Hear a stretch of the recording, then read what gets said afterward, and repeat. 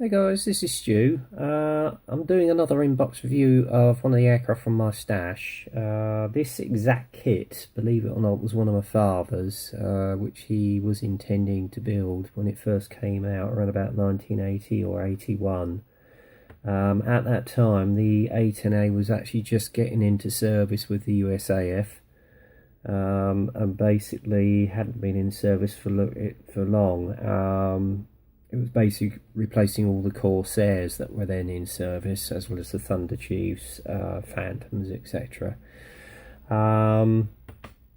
As we all know, it's well known for its use in both Gulf Wars, and more essentially for that well-known famous Gatling gun for attacking sort of tanks or any military aircraft or ground attack targets. And it was used with great effect in both Gulf Wars, as well as recently in the Afghanistan campaign. And it's only just recently they actually started retiring these aircraft and put them into the reserve units and etc.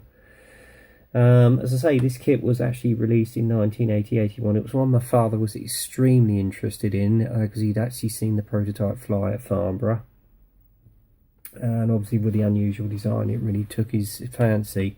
So when it was released, he went straight down to Dorking Models and promptly purchased it. So at that time, Tamiya were known as the best.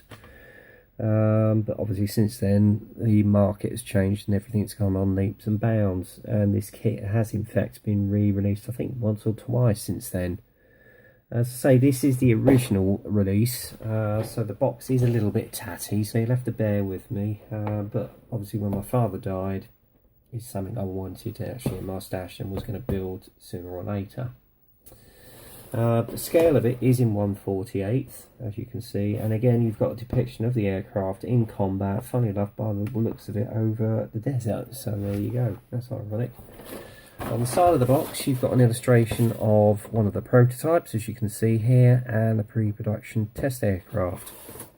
And on the end here you've got a bottom view of where the actual weapons storage goes, as well as an illustration of the actual arms that are carried on the aircraft itself.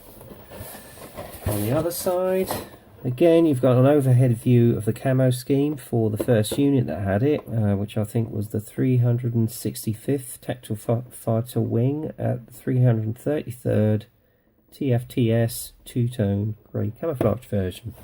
And then an illustration of the actual pilot in the assembled seat. On here again you've got a photograph of one of the first units to actually equip with the A10, and then obviously you've got another unit or a pre-production test example which you see there. Now the kit number on this one, if you want to try and source one off of eBay, see if he gets it round the right way, is M1231600. Okay, so if you want to pause that guys, by all means do so if you want to make a note of the kit number. Okay, right, let's see what's inside the box. Now for the purposes of this video I've actually taken all the sprues out of the bag to make life a bit more easier. First off, we've got the familiar instruction sheet, as is always supplied by Tamiya. On this one you've got a photograph of one of the pre-production aircraft on test trials, a photograph of the assembled aircraft, and some general information about the aircraft itself. Okay. Right, again it folds up into a sort of a 4-page concertina sheet, and on the first stage, at the top of the page here, let's get it into the right angle, just move the box out of the way. Nearly dropped it, whoops, that wouldn't have gone down well. Right, surprisingly, the first thing you do is assemble the two fuselage halves together, obviously with some of the internal workings of the outer part of the cockpit. Oh no, sorry, I've got this wrong. Looking at the wrong page. Definitely having a blonde moment there, guys, okay? Right, this is the correct page, okay? Again, as I said, two fuselage halves go together with some of the detail that goes at the back of the cockpit, right there.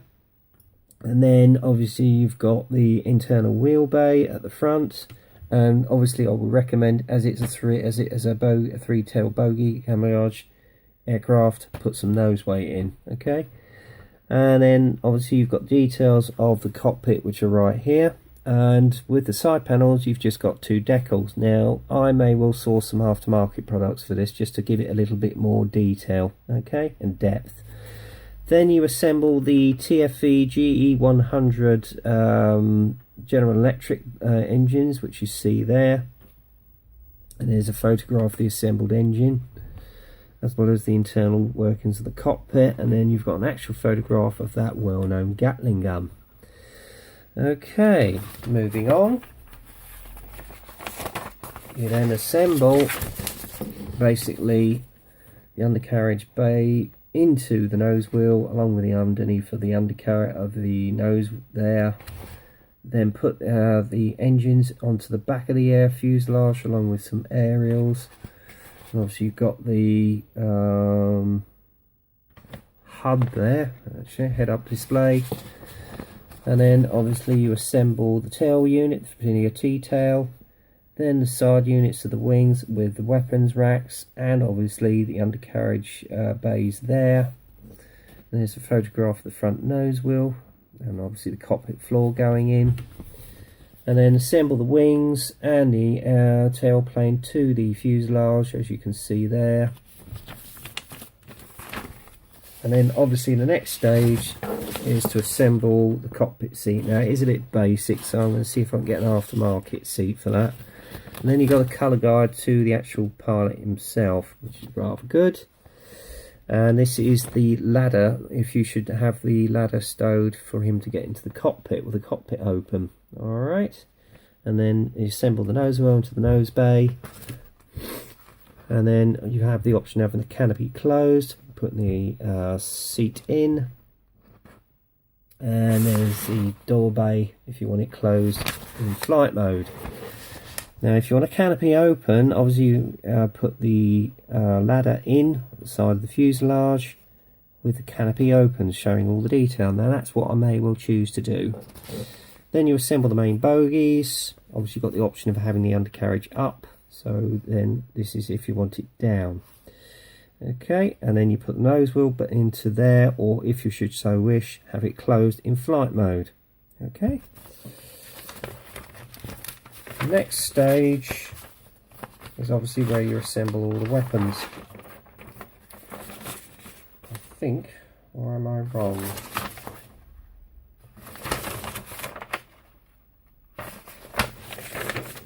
Bear with me a minute, guys. No, yeah, there you go. Then you put the main bogies into the undercarriage bays, as you see there, and then add the side camera pod onto the fuselage, then add the Gatling gun to it. Then you've got the other aerials which go underneath the fuselage, adding the weapons pylons on the central column, and then obviously assembly of all the weapons stowage, which you see there photographed, and obviously gives you a colour guide as well.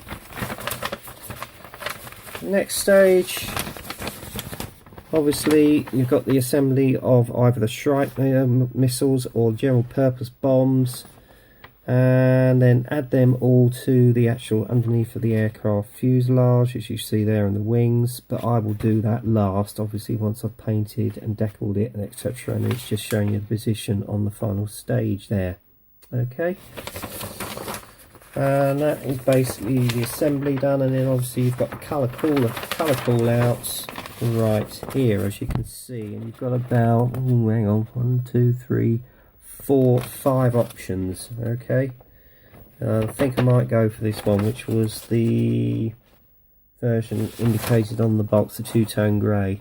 Alright, so that's the instruction sheet done. Let's get the box. Actually, if you will excuse me a minute, I will be back in a moment.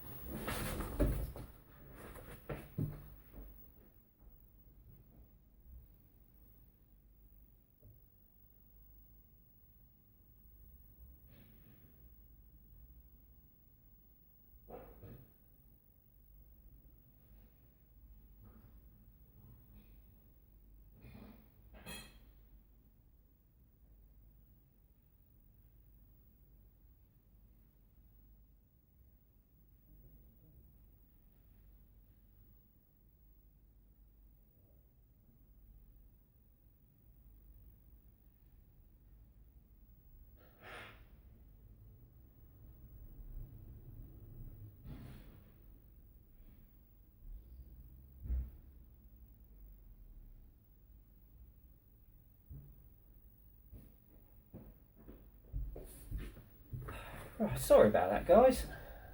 Just getting my dinner ready.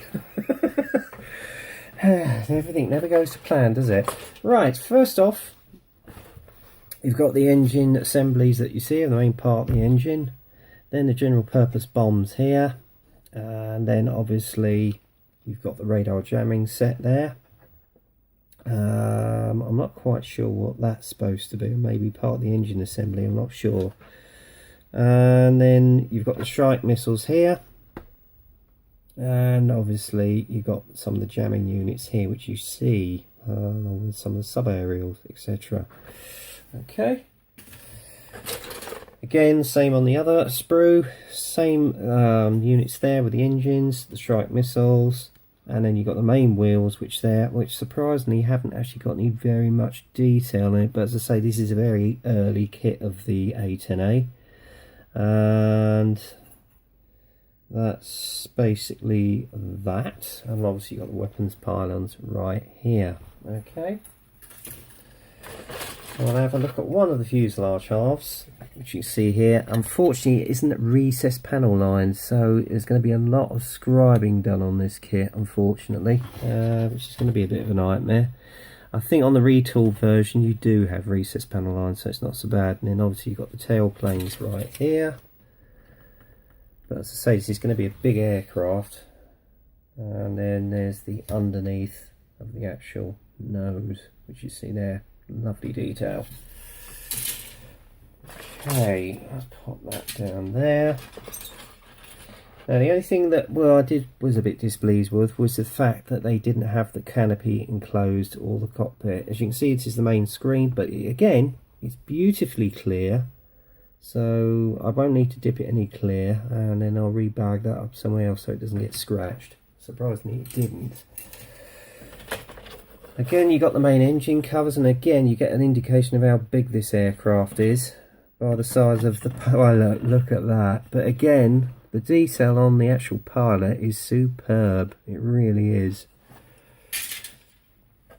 And then you've got the internal workings of the fuselage nose wheel base. You see there, main tailplane. And then you've got the cockpit seat there. Again, I am going to get that detailed. Okay. And then obviously you've got the main wing assemblies, which you see there. Again, I'm going to have to rescribe those. And there's the fan blades for the General Electric engine. That's really well done, that is. And the most surprising thing is the decal sheet, although this kit is about 32 years old, is in surprisingly good state, although I am going to take my chance of getting an aftermarket set. So guys, that, in a nutshell, is the A10A Thunderbolt 2 148 with Tamiya. This was, as I say, this was the first issue, and considering this thing has been boxed up for about 32 years, is in remarkably good state. So as I say, if you want to source an early version, you'll probably find them on eBay. Anyway, until then, I hope you enjoyed the review. Sorry I had to nip off in the middle of it, but things happen, as you know. So until then, get kit crazy, happy modelling, and I'll speak to you soon.